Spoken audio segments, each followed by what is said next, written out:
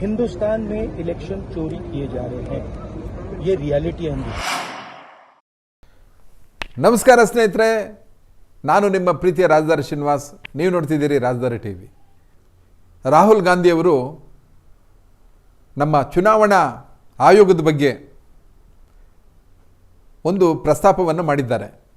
ಭಾರತ ದೇಶದಲ್ಲಿ ಚುನಾವಣಾ ವಿಚಾರದಲ್ಲಿ ಕಳ್ಳತನ ನಡೀತಾ ಇದೆ ಅನ್ನೋ ಮಟ್ಟಿಗೆ ಅವರು ಆರೋಪವನ್ನು ಮಾಡಿದ್ದಾರೆ. सिर्फ 52 लाख की बात नहीं है, सिर्फ बिहार की बात नहीं है, महाराष्ट्र में इन्होंने चीटिंग की। हमने सवाल पूछे इलेक्शन कमीशन से, वोटर लिस्ट दिखाइए, इन्होंने वोटर लिस्ट नहीं दिखाई।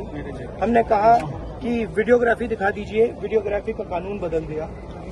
1 करोड़ नए वोटर्स आए थे महाराष्ट्र में और इलेक्शन चोरी किया।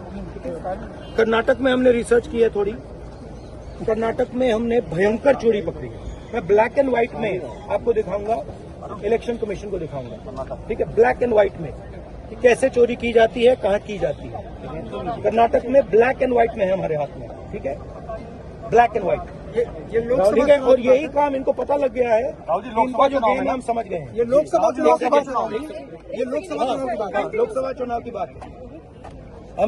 हमने एक कंस्टिट्यूएंसी चुनी, वहां पे हमने डीप डाइव किया, क्योंकि प्रॉब्लम क्या है, ये वोटर लिस्ट देते हैं पेपर में, और पेपर की जब वोटर लिस्ट आती है उसको एनालाइज किया नहीं जा सकता। तो एक कंस्टिट्यूएंसी ने हमने पूरी की पूरी वोटर लिस्ट ली, उसको डिजिटल फॉर्मेट किया, 6 महीने लगे हमने, मगर हमने सारा का सारा मतलब इनका सिस्टम निकाल दिया। ये कैसे करते हैं, कौन वोट करता है, कहां से वोट होता है, कैसे नए वोटर बनते हैं, पूरा का पूरा हमें मालूम। नहीं, अब इनको समझ आ गई बात, ठीक है। और अब इन्होंने क्या किया है कि अब हम बिहार का पूरा सिस्टम नए तरीके से करेंगे, वोटर डिलीट करेंगे और नए तरीके से वोटर लिस्ट लाएंगे। हिंदुस्तान में इलेक्शन चोरी किए जा रहे हैं, ये रियलिटी है हिंदुस्तान। ಇದು ಇವತ್ತಿನ ಒಂದು ಹೊಸದೇನಲ್ಲ. ಕಾಂಗ್ರೆಸ್ಸು ಮತ್ತು ಆಮ್ ಆದ್ಮಿ ಪಾರ್ಟಿ ಹಾಗೆಯೇ ಇಂಡಿಯಾ ಒಕ್ಕೂಟ ಅವತ್ತಿಂದಲೂ ಕೂಡ ಈ EVM ಬಳಕೆಗೆ, ಈ ಎಲೆಕ್ಟ್ರಾನಿಕ್ಸ್ ವೋಟಿಂಗ್ ಮಿಷಿನ್ ಅಂತ ಏನು ಹೇಳ್ತೀವಿ, EVM ಮತದಾನ ಯಂತ್ರದ ಒಂದು ಬಳಕೆಗೆ ಆಕ್ಷೇಪವನ್ನು ವ್ಯಕ್ತಪಡಿಸ್ತಾ ಇದ್ದಾವೆ. ಇವತ್ತಿನಿಂದ ಅಲ್ಲ, ಭಾರತ ದೇಶದಲ್ಲಿ ಇವತ್ತು ಭಾಳಷ್ಟು ಜನ EVM ಮಿಷಿನ್ಗೆ ಹೊಂದ್ಕೊಂಡಿದ್ದಾರೆ. ನಮ್ಮ EVM ಮಿಷಿನ್ ಮತಯಂತ್ರಗಳನ್ನು ಹೊರಗಡೆ ದೇಶದವರು ಕೂಡ ತಮ್ಮ ಚುನಾವಣೆಗೆ ಆದರ್ಶವಾಗಿ ಬಳಸ್ಕೊಂಡಿರೋದು ಕೂಡ ನಿದರ್ಶನಗಳು ನಮ್ಮಲ್ಲಿ ಇದೆ. ಇವರ ಒಂದು ಆಯ್ಕೆ ಏನಂತಂದರೆ, ಇವರೆಲ್ಲ ಬಯಸೋದೇನು ಅಂದರೆ ಬ್ಯಾಲೆಟ್ ಪೇಪರ್ನಲ್ಲಿ ನಾವು ವೋಟನ್ನು ಹಾಕ್ಬೋದು, ಕ್ರಮ ಸಂಖ್ಯೆಗಳನ್ನು ಮತ್ತು ಅಭ್ಯರ್ಥಿಯ ಮುಖವನ್ನು, ಚಿಹ್ನೆಯನ್ನು, ಪಕ್ಷದ ಚಿಹ್ನೆಯನ್ನು ನಾವು ಅವ್ರ ಕೈಯಲ್ಲಿ ಹಿಡಿದು ನೋಡ್ಬಿಟ್ಟು ಹಾಕ್ಬೋದು ಅನ್ನೋ ಒಂದು ವಿಚಾರವೋ ಏನೋ ಗೊತ್ತಿಲ್ಲ. ಆದರೆ ಇವರು ಬ್ಯಾಲೆಟ್ ಪೇಪರ್ಗೆ ಜಾಸ್ತಿ ಆದ್ಯತೆಯನ್ನು ಕೊಡ್ತಾರೆ ಕಾಂಗ್ರೆಸ್ ಅವರು. ಯಾಕೆ ಅಂತಂದರೆ ಇವ್ರಿಗೇನೋ ಒಂದು EVM ಮಿಷಿನ್ ಮೇಲೆ ಆಕ್ಷೇಪ, ಅವ್ರಿಗಷ್ಟು ಸಮ್ಮತಿ ಇಲ್ಲ. EVM ಮಿಷಿನ್ಗಳನ್ನು ಒಂದಷ್ಟು ದಿನ ಟ್ಯಾಂಪರ್ ಮಾಡ್ತಾರೆ, EVM ಮಿಷಿನ್ಗಳನ್ನು ಟ್ರ್ಯಾಕ್ ಮಾಡ್ತಾರೆ, ಹ್ಯಾಕ್ ಮಾಡ್ತಾರೆ ಅಂತೆಲ್ಲ ಹೇಳ್ತಾಯಿದ್ರು. ಕಳೆದ ಸರಿ ನಮ್ಮ ಎಲೆಕ್ಷನ್ ಕಮಿಷನ್ EVM ಮಿಷಿನ್ಗಳನ್ನ ಸಾರ್ವಜನಿಕವಾಗಿ ಇಟ್ಟು ಇನ್ವಿಟ್ ಮಾಡಿತ್ತು, ಯಾರ್ಯಾರ ಕೈಲಿ ನಿಮ್ಮ ಕೈಲಿ ಆಗುತ್ತೆ ಅನ್ನೋದಾದರೆ ಈ EVM ಮಿಷಿನ್ಗಳನ್ನ ಹ್ಯಾಕ್ ಮಾಡಿ ನಮಗೆ ತೋರಿಸಿ, ಇವುಗಳನ್ನ ತಿರುಚಿ ತೋರಿಸಿ ಅಂತ ಕೆಲವೊಂದು ಪ್ರಯತ್ನಗಳನ್ನ ಪಟ್ಟರು ಕೂಡ ಯಾರೂ ಹೋಗಲಿಲ್ಲ. ಭಾಳಷ್ಟು ರಾಷ್ಟ್ರೀಯ ಪಕ್ಷಗಳು ಹೋಗಲೇ ಇಲ್ಲ, ಅಲ್ಲಿಗೆ ಹೋಗಲೇ ಇಲ್ಲ. ಒಂದು ಮತಯಂತ್ರಗಳನ್ನ ಪರೀಕ್ಷಣೆ ಮಾಡಲಿಕ್ಕೆ ಹೋಗಲಿಲ್ಲ. ಟ್ಯಾಂಪರಿಂಗ್ ಮಾಡೋಕ್ಕಾಗುತ್ತಾ, ಟ್ರ್ಯಾಕ್ ಮಾಡೋಕ್ಕಾಗುತ್ತಾ, ಹ್ಯಾಕ್ ಮಾಡೋಕ್ಕಾಗುತ್ತಾ, ತೋರಿಸೋದಕ್ಕಾಗಲಿ ಹೋಗಲೇ ಇಲ್ಲ. ಅಂದರೆ EVM ಮಿಷಿನ್ಗೆ ಯಾವುದೇ ರೀತಿ ಆ ಥರ ಮಾಡೋದಕ್ಕೆ ಸಾಧ್ಯ ಇಲ್ಲ. ಹಾಗಿದ್ದರೆ ಇತ್ತೀಚೆಗೆ ನಾವು ಎಲೆಕ್ಷನ್ನಲ್ಲಿ ವೋಟ್ ಹಾಕಿದ ಮೇಲೆ ಒಂದು ಸೌಂಡ್ ಬಂದ ನಂತರ ನಾವು ವೋಟ್ ಹಾಕಿದಂಥ ಪಕ್ಷದ ಚಿಹ್ನೆ ನಮಗೆ ಕಾಣಿಸುತ್ತೆ, ಅದರ ಒಂದು ರಸೀದಿ ಕೂಡ ಕೆಳಗೆ ಬೀಳೋದನ್ನು ನಾವು ನೋಡ್ತೇವೆ. ಆನಂತರವೇ ನಾವು ಅಲ್ಲಿಂದ ಹೊರಗಡೆ ಬರೋದು ಸಹಜವಾದಂಥ ಎಲೆಕ್ಷನ್ ಪ್ರಕ್ರಿಯೆಗಳು. ನಮಗೆ ಸೂಚನೆಗಳು ಅದನ್ನೇ ಕೊಟ್ಟಿರ್ತಾರೆ. ಇವರು ಇಷ್ಟು ಆದಮೇಲೂ ಕೂಡ ಕರ್ನಾಟಕದಲ್ಲಿ ನಾವು ಅಧ್ಯಯನ ಮಾಡಿದ್ದೇವೆ, ಅಲ್ಲಿ ಎಲೆಕ್ಷನ್ನಲ್ಲಿ ಗೋಲ್ಮಾಲ್ ಆಗಿದೆ ಅಂತೇಳಿ ರಾಹುಲ್ ಗಾಂಧಿಯವರು ಹೇಳಿದ ಮಾತನ್ನ ನಮ್ಮ ಉಪಮುಖ್ಯಮಂತ್ರಿಗಳು DCM DK ಶಿವಕುಮಾರ್ ಅವರು ಕೂಡ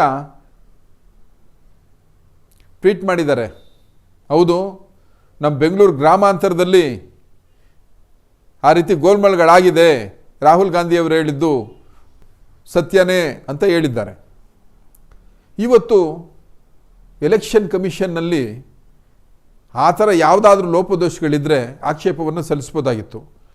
ಕಳೆದ ಮಹಾರಾಷ್ಟ್ರದ ಚುನಾವಣೆ ವಿಷಯದಲ್ಲಿ, ವಿಧಾನಸಭಾ ಚುನಾವಣೆಯಲ್ಲಿ ಕಾಂಗ್ರೆಸ್ ಪಕ್ಷ, ಅದರಲ್ಲೂ ರಾಹುಲ್ ಗಾಂಧಿಯವರು ಅಲ್ಲಿನ ನಮಗೆ ಎಲ್ಲ CCTV ಫೋಟೇಜಸ್ ಕೊಡಿ, ಕೆಲವೊಂದು ವಿಚಾರಗಳನ್ನು ಅವರು ಬೇಡಿಕೆಯನ್ನು ಇಟ್ಟಿದ್ದರು.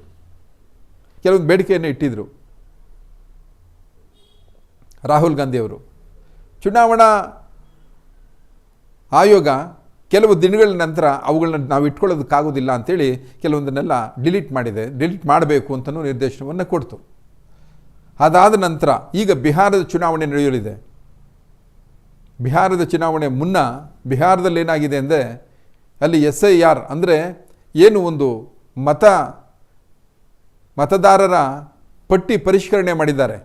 7 ಕೋಟಿಗೂ ಹೆಚ್ಚು ಮತದಾರರಿದ್ದರೆ ಅದರಲ್ಲಿ 1 ಕೋಟಿಗೂ ಹೆಚ್ಚು ಜನ ಅದರಲ್ಲಿ ನಮಗೆ ಲೆಕ್ಕ ಸಿಗ್ತಾ ಇಲ್ಲ, ಕಣ್ಮರೆಯಾಗಿದ್ದಾರೆ. 2 ಕ್ಷೇತ್ರಗಳಲ್ಲಿ ಅವರ ಹೆಸರಿದೆ. ಕೆಲವೊಬ್ಬರು ತೀರು ಹೋಗಿದ್ದಾರೆ, 20 ಲಕ್ಷದಷ್ಟು ಜನ ತೀರು ಹೋಗಿದ್ದಾರೆ.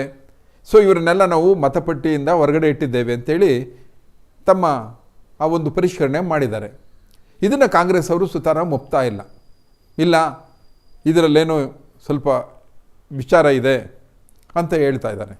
ಅದೇನೇ ಇರಲಿ, ಈ EVM ಮಿಷಿನ್ಗಳ ಮೇಲೇ ಇವತ್ತು ಇಂಡಿಯಾ ಒಕ್ಕೂಟ, ಇವತ್ತು ರಾಹುಲ್ ಗಾಂಧಿಯವರು ಕೇರಳದ ವಯನಾಡ್ನಲ್ಲಿ ಅಷ್ಟು ಲಕ್ಷ ಅಂತರದಲ್ಲಿ ಗೆದ್ದದ್ದು ಕೂಡ ಇದೇ EVM ಮಿಷಿನ್ ಮೇಲೆ. ಈಗ ಮತ್ತೆ ಮರುಚುನಾವಣೆಯಲ್ಲಿ ಪ್ರಿಯಾಂಕಾ ವಾದ್ರಾ ಅವರು ಕೂಡ ಅದೇ ಒಂದು ವಯನಾಡಲ್ಲಿ ಗೆದ್ದಿದ್ದು ಲಕ್ಷಾಂತರ ಮತಗಳ ಒಂದು ಅಂತರದಲ್ಲಿ ಇದೇ EVM ಮಿಷಿನ್ ಮೇಲೆ. ಇವತ್ತು ಕರ್ನಾಟಕದಲ್ಲಿ 135 ಸ್ಥಾನವನ್ನು ಗೆದ್ದಿರೋದು ಕೂಡ ಇದೇ EVM ಯಂತ್ರದ ಮೇಲೆ. ದೆಹಲಿನಲ್ಲಿ ಆಮ್ ಗೆದ್ದಿತ್ತು, ಪಂಜಾಬ್ನಲ್ಲಿ ಆಮ್ ಆದ್ಮಿ ಗೆದ್ದಿತ್ತು ಕೂಡ ಇದೇ EVM ಮಿಷಿನ್ ಮೇಲೆ. ಗೆದ್ದಾಗ ಯಾವುದೇ ಒಂದು ನಕಾರ ಇರೋದಿಲ್ಲ, ಇಲ್ಲ ಅದೆಲ್ಲ ನಿಜವಾಗೂ ನಮ್ಮ ಕ್ರೆಡಿಟು, ನಾವೇ ಗೆದ್ದಿರೋದು, ಅದೆಲ್ಲ ನಿಜ ಅಂತ ಹೇಳ್ತಾರೆ. ಸೋತೋದಾಗ ಇಲ್ಲ ಇದೇನೋ ಆಗಿದೆ ಅಂತ ಹೇಳ್ತಾರೆ ಅನ್ನೋ ವಿಚಾರ ಈಗ ಕಾಂಗ್ರೆಸ್ಸಿಗರ ಮೇಲೆ ರಾಹುಲ್ ಗಾಂಧಿಯವರ ಒಂದು ವಿಚಾರದಲ್ಲಿ ಇವತ್ತು ಸಾಮಾಜಿಕ ಜಾಲತಾಣದಲ್ಲಿ ಹಲವರು ಆಕ್ಷೇಪಗಳನ್ನು ಮಾತಾಡ್ತಾ ಇದ್ದಾರೆ. ವಿದ್ಯುನ್ಮಾನ ಮತಯಂತ್ರಗಳಲ್ಲಿ ಯಾವ ಲೋಪದೋಷಗಳು ಇಲ್ಲ, ಇದನ್ನು ಅಮೇರಿಕ ಇನ್ನಿತರ ದೊಡ್ಡ ದೊಡ್ಡ ಬೆಳವಣಿಗೆ ಆಗಿರುವಂಥ ಅಭಿವೃದ್ಧಿ ಹೊಂದಿದ ದೇಶಗಳಲ್ಲಿ ಇದನ್ನು ಬಳಸೋಕ್ಕೆ ಬಳಸ್ತಾ ಇದ್ದಾರೆ ಕೂಡ. ಭಾರತ ದೇಶದ 140 ಕೋಟಿ ಜನಸಂಖ್ಯೆ ಈ ಮಹಾಪ್ರಜಾಪ್ರಭುತ್ವ ರಾಷ್ಟ್ರದಲ್ಲಿ ಚುನಾವಣೆಯನ್ನು ಇಷ್ಟು ಯಶಸ್ಸಾಗಿ ನಡೆಸಿರೋದು ನಿಜಕ್ಕೂ ಪ್ರಶಂಸಾರ್ಹ. ಹಾಗೆಯೇ ಇವತ್ತು ಏನು ಇವರ ಒಂದು ಆಕ್ಷೇಪಗಳನ್ನು ಹೇಳಬೇಕಾದ್ರೆ, ಬೆಂಗಳೂರು ಗ್ರಾಮಾಂತರದಲ್ಲಿ ಆ ವಿಷಯಕ್ಕೆ ಬರೋದಾದರೆ, ಬೆಂಗಳೂರು ಗ್ರಾಮಾಂತರದಲ್ಲಿ ಕಾಂಗ್ರೆಸ್ಸಲ್ಲಿಗೆ ಕಾರಣ ಏನು ಅಂತ ಬಹಳಷ್ಟು ಹತ್ತಿರವಾಗಿ DK ಸುರೇಶ್ ಅವರು, DK ಶಿವಕುಮಾರ್ ಅವರು, ಕಾಂಗ್ರೆಸ್ ಪಕ್ಷದವರು ಎಲ್ಲರೂ ಕೂಡ ಬಹಳಷ್ಟು ಬೂತು, ವಾರ್ಡು, ತಾಲೂಕು ಪ್ರತಿಯೊಂದನ್ನು ನೋಡಿದ್ದಾರೆ. ಅವೆಲ್ಲ ನೋಡಿದಾಗ ಅಲ್ಲಿ ಗಮನ ಹರಿಸುವಂಥ ಒಂದು ವಿಚಾರ ಏನಂತಂದರೆ, ಬಹಳಷ್ಟು ಕಾಂಗ್ರೆಸ್ಸಿನ ಓಟುಗಳೇ ಭಾರತೀಯ ಜನತಾ ಪಕ್ಷದ BJP JDS ಮೈತ್ರಿ ಅಭ್ಯರ್ಥಿ ಡಾಕ್ಟರ್ CN ಮಂಜುನಾಥ್ ಅವ್ರಿಗೆ ಬಿದ್ದಿತ್ತು. ಮಂಜುನಾಥ್ ಅವರ ಸರಳತೆ, ಮಂಜುನಾಥ್ ಅವರ ವ್ಯಕ್ತಿತ್ವ, ಮಂಜುನಾಥ್ ಅವರು ರಾಜಕೀಯದ ಒಂದು ಹೊರತುಪಡಿಸಿದಂತಹ ಒಂದು ಆಕರ್ಷಕ ವ್ಯಕ್ತಿತ್ವ. ಅವರು ಮಾಡಿದಂಥ ಜನಸೇವೆ, ವೈದ್ಯಕೀಯ ವೃತ್ತಿ ಮತ್ತು ಜನರ ಜೊತೆ ಅವರ ಸಂವಾದ, ಯಾರನ್ನು ವಿರೋಧವಾಗಿ ಮಾತಾಡದೆ, ಅಗ್ರೆಸಿವ್ ಆಗಿ ಮಾತಾಡದೆ, ತೀರಾ ಕಠಿಣವಾಗಿ ಯಾವುದೇ ಎದುರಾಳಿ ಅಭ್ಯರ್ಥಿಗಳನ್ನ ಕೂಡ ಮಾತಾಡದೆ ಹಸನ್ಮುಖಿಯಾಗಿ ತಾವು ಆ ಎಲೆಕ್ಷನನ್ನು ಗೆದ್ದರು. ಇದರಲ್ಲಿ ಭಾರತೀಯ ಜನತಾ ಪಕ್ಷ ಮತ್ತು JDSನ 2 ಪಕ್ಷಗಳು ಆ ಅಭ್ಯರ್ಥಿಯರ ಪರವಾಗಿ ಕೆಲಸ ಮಾಡಿತ್ತು. ಇದು ಭಾರತೀಯ ಜನತಾ ಪಕ್ಷದ ಹೊಸ ಅಭ್ಯರ್ಥಿ ಒಂದು ಹೊಸತನವನ್ನು ಸಾಧಿಸ್ತಾ ಇರುವಂಥದ್ದು. ಬಹಳ ವಿಚಾರಗಳು ಅವತ್ತು ಕೂಡ ನಾವು ಮಾತಾಡಿದ್ದೀವಿ. CN ಮಂಜುನಾಥ್ ಅವರು ಡಾಕ್ಟರ್ ಬಂದಾಗ ನಾವು ಅವರನ್ನು ಭಾಳಷ್ಟು ವಿಷಯಗಳಲ್ಲಿ ನಾವು ಪ್ರಶ್ನೆಗಳನ್ನು ಕೇಳಿದ್ವಿ. ಪತ್ರಕರ್ತರು ನಾವೇ ಕೇಳಿದ್ವಿ, ಸರ್ ನಿಮಗೆ ರಾಜಕೀಯ ಹೊಸದು, ರಾಜಕೀಯ ಅಂದರೆ ನಿಮ್ಗೆ ಗೊತ್ತಿಲ್ಲ. ನಿಮ್ಗೆ ಯಾಕೆ ಸರ್ ಈ ಕ್ಷೇತ್ರ? ವೈದ್ಯಕೀಯ ಕ್ಷೇತ್ರವನ್ನು ಬಿಟ್ಟು ರಾಜಕೀಯ ಕ್ಷೇತ್ರದಲ್ಲಿ ನೀವೇನು ಮಾಡೋಕ್ಕಾಗುತ್ತೆ? ನೀವು ಹೊಸಬರು, ರಾಜಕೀಯದ ಬಗ್ಗೆನೇ ಅನುಭವ ಇಲ್ಲ, ಇಲ್ಲಿ ಉಸಿರುಗಟ್ಟಿಸುವಂಥ ಪರಿಸ್ಥಿತಿ ಇದೆ. ಇಂಥ ಒತ್ತಡದಲ್ಲಿ ನೀವು ಕೆಲಸ ಮಾಡ್ತೀರಾ? ಈ ಪ್ರಶ್ನೆಗಳನ್ನೆಲ್ಲ ಅವ್ರು ನಾವು ಕೇಳಿದ್ದೀವಿ. ಆದರೆ ಒಳ್ಳೆ ವ್ಯಕ್ತಿ, ಒಳ್ಳೆತನ ಇದ್ದರೆ ಎಲ್ಲದೂ ಗೆದ್ದು ಬರ್ತಾನೆ ಅನ್ನೋ ಒಂದು ಉತ್ತಮ ಸರಳ ಸೂತ್ರದಲ್ಲಿ ಅವ್ರು ಗೆದ್ದರು. ಹಾಗೆಯೇ ರಾಜಕೀಯವನ್ನು ಮಾಡ್ತಾ ಬಂದಿದ್ದಾರೆ. ಇವೆಲ್ಲ ವಿಷಯಗಳ ಜೊತೆ ಬೆಂಗಳೂರು ಗ್ರಾಮಾಂತರದಲ್ಲಿ ಏನೋ ಗೋಲ್ಮಾಲ್ ನಡೆದಿದೆ ಅಂತ ಡಿ ಕೆ ಶಿವಕುಮಾರ್ ಅವ್ರು ಹೇಳೋದಾದರೆ, ಇವತ್ತು ಪ್ರಶ್ನೆ ಬರುತ್ತೆ, 135 ಕ್ಷೇತ್ರದಲ್ಲಿ ತಾವು ಕರ್ನಾಟಕದಲ್ಲಿ ಗೆದ್ದಿದ್ದೀರಿ. ನಿರಂತರವಾಗಿ ತಾವು ಪ್ರತಿ ಹಳ್ಳಿ, ಪ್ರತಿ ತಾಲೂಕು, ಪ್ರತಿ ಮತಕ್ಷೇತ್ರಗಳಿಗೂ ತಾವು ಭೇಟಿ ಕೊಟ್ಟಿದ್ದೀರಿ, ಶ್ರಮಪಟ್ಟಿದ್ದೀರಿ. ಕಾಂಗ್ರೆಸ್ನ KPCC ಅಧ್ಯಕ್ಷರಾಗಿ ತಾವು ತಮ್ಮ ನಿರಂತರ ಪ್ರಯತ್ನದಿಂದನೇ, ತಮ್ಮ ನಿರಂತರವಾದ ಶ್ರಮದಿಂದನೇ, ಪರಿಶ್ರಮದಿಂದನೇ ಇವತ್ತು ಕಾಂಗ್ರೆಸ್ ಪಕ್ಷ 135 ಸ್ಥಾನಗಳನ್ನು ತಲುಪಿದೆ. ಅದು ನೀವು ಮತ್ತು ನಿಮ್ಮ ಕಾಂಗ್ರೆಸ್ನ ಎಲ್ಲ ನಾಯಕರಲ್ಲೂ, ಅದರಲ್ಲೂ ಹೆಚ್ಚಾಗಿ ನೀವು ಏನು ಒಂದು ತಂತ್ರಗಾರಿಕೆ, ಚುನಾವಣಾ ಅಭ್ಯರ್ಥಿಗಳ ವಿಷಯ ಆಯ್ಕೆಯ ಮಾನದಂಡಗಳಾಗಿರ್ಬೋದು, ಯಾರು ಅಲ್ಲಿ ಸುಸೂಕ್ತರು ಅಂತ ಆಯ್ಕೆ ಮಾಡುವಂಥದ್ದಾಗಲಿ, ಎಲ್ಲವನ್ನು ನೀವು ಯಶಸ್ಸನ್ನು ಕಂಡಿದ್ದೀರಿ. ಹಾಗಾಗಿ ಇಂಥ ತಾವು ಸಾತ್ನೂರಿನಲ್ಲಿ, ಕನಕಪುರದಲ್ಲಿ ನಿರಂತರವಾಗಿ ಆಯ್ಕೆ ಹಾಕ್ಕೊಂಡು ಬಂದಿದ್ದೀರಿ. ಬೇರೆಯೊಬ್ಬರ ಯಾವುದೇ ಎದುರಾಳಿಗಳನ್ನು, ಪ್ರಬಲ ತಂತ್ರಗಳನ್ನು ಕೂಡ ನಿಮ್ಮ ಮುಂದೆ ಸೋತೋಗ್ತಾ ಇದ್ದಾವೆ. ಹಾಗಾದರೆ ಅಲ್ಲಿ ಗೋಲ್ಮಾಲ್ ಅಂತ ಹೇಳೋಕ್ಕಾಗುತ್ತಾ? ಕರ್ನಾಟಕದಲ್ಲಿ ಎಲ್ಲವನ್ನು ಗೋಲ್ಮಾಲ್ ಅಂತ ಹೇಳೋಕ್ಕಾಗುತ್ತಾ ಅನ್ನೋ ಪ್ರಶ್ನೆ ಇವತ್ತು ಪ್ರಜ್ಞಾವಂತ ಮತದಾರರದು, ಹಾಗೆ ಪ್ರಬುದ್ಧ ನಾಗರಿಕರದು. ಈ ಯಾವ ಪ್ರಶ್ನೆಗಳು ಕೂಡ ನನ್ನ ವೈಯಕ್ತಿಕ ಅಲ್ಲ. ನಮ್ಮ ಈ ಮಾಧ್ಯಮದ ಮೂಲಕ ಹೇಳೋದಾದರೆ ಈ ವಿಚಾರಗಳಿಗಷ್ಟೇ ನಮ್ಮ ಸ್ಪಂದನೆ. ರಾಹುಲ್ ಗಾಂಧಿಯವರು ಹೇಳಿದರು, ಚುನಾವಣೆಯಲ್ಲಿ ಕಳ್ಳತನ ಆಗ್ತಾ ಇದೆ ಅನ್ನೋ ಮಾತನ್ನು ನೀವು ಅನುಸರಿಸಿರೋದ್ರಿಂದ ನಾವು ನಿಮ್ಮನ್ನೇ ಕೇಳಬೇಕಾಗುತ್ತೆ, ಇದು ಯಾಕೆ ಸಾಧ್ಯ? ಕರ್ನಾಟಕದಲ್ಲಿ ನೀವು ಸಂಸತ್ ಸ್ಥಾನಗಳಿಗೆ, ಲೋಕಸಭಾ ಸ್ಥಾನದಲ್ಲಿ ಕಳೆದ ಸರಿಗಿಂತ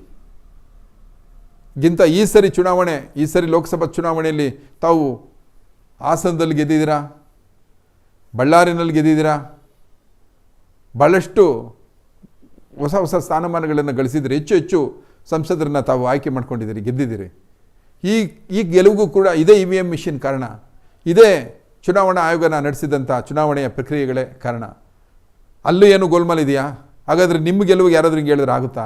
ದಾವಣಗೆರೆಯಲ್ಲಿ ಗೆದ್ದಿದ್ದೀರಾ, ಬೆಳಗಾವಿನಲ್ಲಿ ಗೆದ್ದಿದ್ದೀರಾ, ಭಾಳಷ್ಟು ಸ್ಥಾನಗಳಲ್ಲಿ ನೀವು ಗೆದ್ದಿದ್ದೀರಾ. ಇವೆಲ್ಲವನ್ನು ಕೂಡ ನಾವು ಯೋಚನೆ ಮಾಡೋದಾದರೆ, ನಾವು ಚುನಾವಣಾ ವಿಚಾರದಲ್ಲಿ ಚುನಾವಣಾ ಆಯೋಗವನ್ನು ನಂಬಬೇಕಾಗುತ್ತೆ.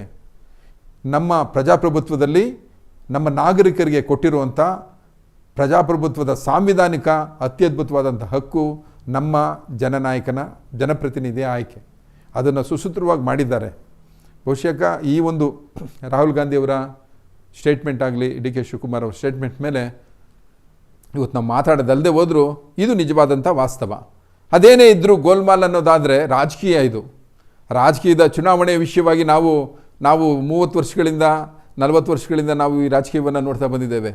ಯಾವ ರೀತಿ ಎಲೆಕ್ಷನ್ಗಳು ನಡೆಯುತ್ತೆ, ಸೀರೆ ಹಂಚೋದು, ಮೂಗ್ಬಟ್ಟು ಹಂಚೋದು, ಸಾರಾಯಿ ಸೇಂದಿ ಹಂಚೋದು, ಬಾಡೂಟವನ್ನು ಹಾಕ್ಸೋವಂಥದ್ದು, ಕೂಪನ್ಗಳನ್ನು ಕೊಡುವಂಥದ್ದು, ನಂಗಾನಾಚ್ ಮಾಡಿಸೋವಂಥದ್ದು, ರೆಸಾರ್ಟ್ಸ್ ರಾಜಕೀಯದಲ್ಲಿ ಹಣವನ್ನು ಹೇಗೆ ಹಂಚಬೇಕು, ಗಿಫ್ಟ್ಗಳನ್ನು ಹೇಗೆ ಕೊಡಬೇಕು, ಯಾರಿಂದ ಹಣವನ್ನು ಯಾವ ರೀತಿ ಕೊಡಿಸ್ಬೇಕಾಗತ್ತೆ, ಈ ಎಲ್ಲವನ್ನು ನೋಡಿರುವಂಥ ಒಂದು ಹಿನ್ನೆಲೆಯಲ್ಲಿ ಎಲೆಕ್ಷನ್ನು ಇವೆಲ್ಲ ಆಗಿದೆ. ಆದರೆ ಗೋಲ್ಮಾಲ್ ಆಗಿದೆ, ಇವೆಲ್ಲನೂ ಆಗಿದೆ, ಗೋಲ್ಮಾಲ್ ಆಗಿದೆ. ವಿಶೇಷವಾಗಿ ಇದ್ರ ಮಧ್ಯೆ ಗೋಲ್ಮಾಲ್ ಹೇಗಾಗಿದೆ, ಇವುಗಳು ಇವತ್ತು ನಮ್ಗೆ ಅಚ್ಚರಿಯ ಒಂದು ವಿಚಾರ ಆಗಿದೆ. ಇವತ್ತು ರಾಹುಲ್ ಗಾಂಧಿಯವರು ಸಂಸತ್ತಿನ ವಿಪಕ್ಷ ನಾಯಕರಾಗಿ ಕೆಲಸ ಮಾಡ್ತಾ ಇದ್ದಾರೆ. ಅವರು ಆಡಳಿತ ಪಕ್ಷವನ್ನು ದೂರೋದು ಸಹಜವಾಗಿರುತ್ತೆ. ಆದರೆ ಚುನಾವಣಾ ಆಯೋಗವನ್ನು ಟೀಕಿಸೋದು ಇದು ಎಷ್ಟು ಮಟ್ಟಿಗೆ ಸರಿ ಅನ್ನೋ ಪ್ರಶ್ನೆಗಳು ಕೂಡ ಸಾಮಾಜಿಕ ಜಾಲತಾಣಗಳಲ್ಲಿ, ಸೋಷಿಯಲ್ ಮೀಡಿಯಾದಲ್ಲಿ ಮೂಡಿಬರ್ತಾ ಇರುವಂಥ ಪ್ರಶ್ನೆಗಳು. ಇನ್ನೊಂದಷ್ಟು ವಿಚಾರಗಳ ಜೊತೆ ನಾನು ಮತ್ತೆ ಬರ್ತೀನಿ. ಇದೇ ರೀತಿ ನೋಡ್ತಾ ಇರಿ. ನಮ್ಮ ವಾಹಿನಿಗೆ ನಿಮ್ಮ ಪ್ರೋತ್ಸಾಹ ಅತ್ಯಗತ್ಯ ಅಂತ ಹೇಳ್ತಾ ನಾನು ಹೋಗಿ ಬರ್ತೀನಿ. ನಮಸ್ಕಾರ. ರಾಜದಾರಿ ಟಿವಿ, ಅಡೆತಡೆ ಇಲ್ಲದ ಪ್ರಜಾದಾರಿ.